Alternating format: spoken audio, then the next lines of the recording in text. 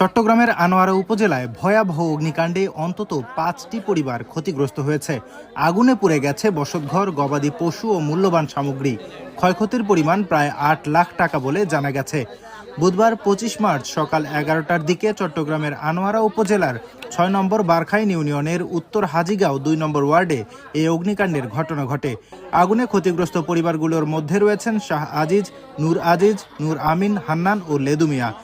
আগুন যখন চলতেছিল ঘরে কেউ ছিল না, বাইরে ছিল আর কি। তখন আগুন হঠাৎ করে ধরে উপরে চলে গেছে, সবগুলা জলে সারকার হয়ে গেছে। কি পরিমাণ আমার গরু ক্ষতি হয়েছে 3টা, প্রায় 2.5 টাকার হবে। স্বর্ণ গেছে আমার, তারপরে টাকা চলে গেছে এখানে 5,000 টাকা। একবারে স্বর্ণ মানে পয়সা পাচ্ছে না। আর কাগজ সুগজ যা আছে এসএসসি পরীক্ষা দেবে কাগজ সব পত্র চলে মানে আজকে আমি 5 বছর মানে স্থানীয় সূত্রে জানা যায় আগুনে অন্তত 2টি গরু পুড়ে মারা গেছে, যার আনুমানিক মূল্য প্রায় 3 লাখ টাকা।